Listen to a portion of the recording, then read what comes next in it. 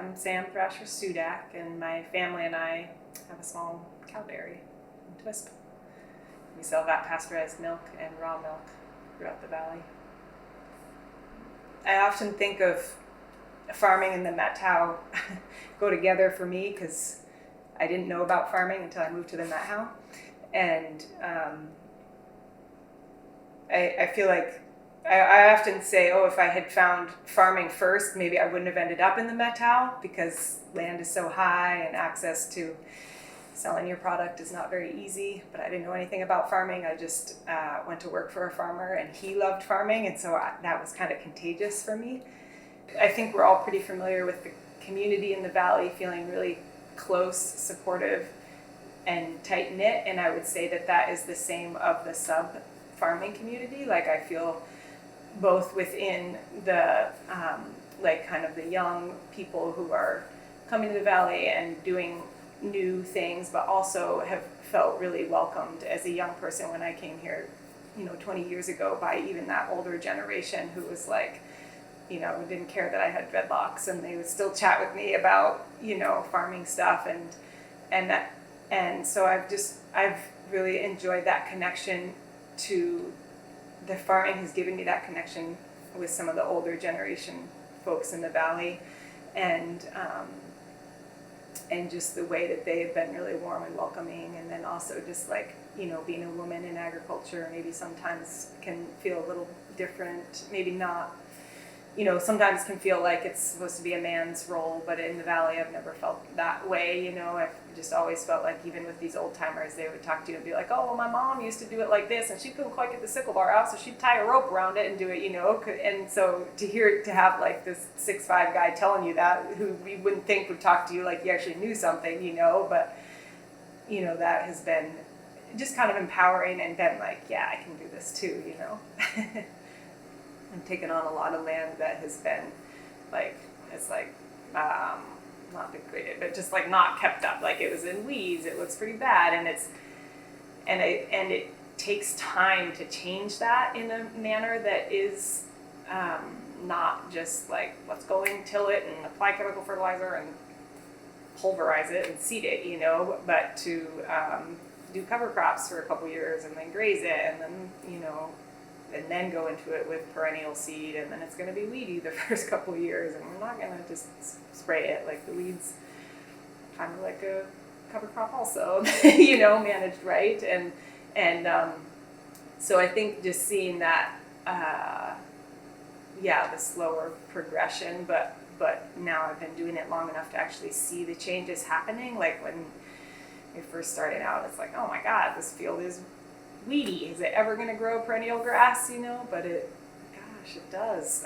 And then also having seen it with the animals on it versus not the animals, like cutting it for hay versus leaving it for pasture, and just that how the animals just really add a lot back to the land. I mean, I do soil samples every year, and I'm like, okay, like our place here where we feed in the winter is just gone up in nutrients and organic matter substantially from when we moved here, it's in 2008.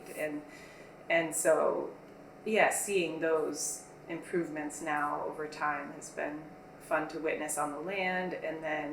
And then also with the animals, I started with 2 cows, and in 2015, I guess, 14, 15, and now I have like 30 something cows, and so, breeding those animals and choosing who I'm breeding them to, and trying to select for hardy animals that are gonna raise their calves well, which is not something that is selected for in the dairy industry. The dairy industry has really been just selecting animals to produce massive amounts of milk.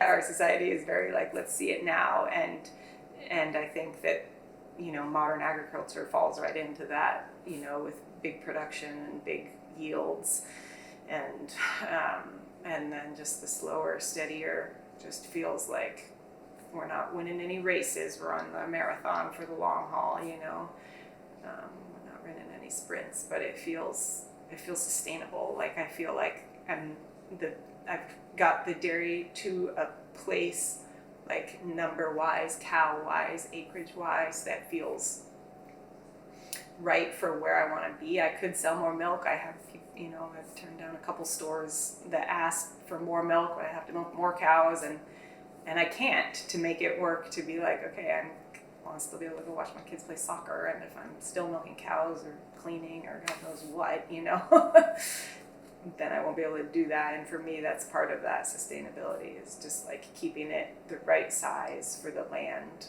and for what I want my lifestyle to be. And then, as it's grown, we've decided to have kids, and then having kids on the farm has really, it's almost, I always say it's made the farming more meaningful somehow to me, with seeing the kids grow up on the farm and just how they're connected to everything, and the life lessons, for better or worse, that they learn really early. Seeing them learn about taking care of somebody other than themselves, we found this baby bird, which Paul's like, well, it's not directly related to the farm, but Lee and I were out one night checking the animals before bed, and there was this little baby bird right before we walked into the dairy, and I was gonna chuck it. It was cold, but its heart was still beating, and I was like, oh, I guess I'll bring it in the house. So I brought it in the house. Well, now we have a house sparrow living in our house, because it lived, and just there, and my son is super, he's like, how's the bird? Every morning he wakes up, where's the bird? We also have a cat, so that's a little complicated. The cat's very old, I'm pretty sure. So it's all been going fine. I don't think the cat could actually catch the bird at this point. Anyway, just seeing him have that instinct to know how to take care of and nurture something, it's been fun to see them develop that. I feel like a lot of my other stories have to do with death, which is fine for us. I feel like it's a thing that some people is hard in our society, like the concept of death, but it's like, I feel like the kids are learning that at a young age, not because a lot of things die here, but just a normal amount of things die. If you have livestock, you're going to have dead stock, and we all only live so long, and a cow life is not 75 or 80 years or whatever the human expected life is, it's like 10 to 12. And just with birth also, sometimes things don't go right and things die, and so there's just been some kind of little funny moments, as you can imagine. One with my daughter when she was pretty young was actually with a horse. We were putting an old horse down that had a bladder stone, and she was on my back in the ergo, and she was like 2.5 or 3 and she could talk, but I wasn't sure she was really paying attention. Anyway, the vet gave the horse the euthanasia drug, and the horse just fell over, and Lee peeks out from behind my back, and she goes, uh-oh, mama. And I was just like, oh gosh. And that coincided with some friends, close friends passing away, but she kept naming off. She'd be like, so-and-so died, and Colette died, and this, and all the things that died, and it was just like, that's just what happened, It's like, yeah. So I think there's probably countless other little stories like that are, comical. The younger the kids were, or whatever they were thinking.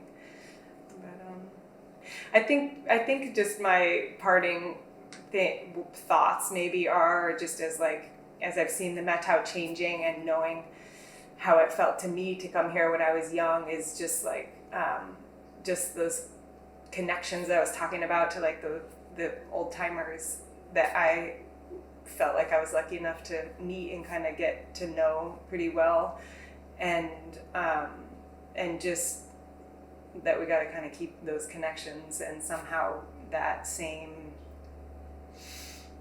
like openness that they showed me, is now the valley's changing, and other people it's changing in different ways than it was, 20 years ago, and just trying to keep those connections between the different people that are moving here and the people who've been here, because that's what kind of blends us together, I think.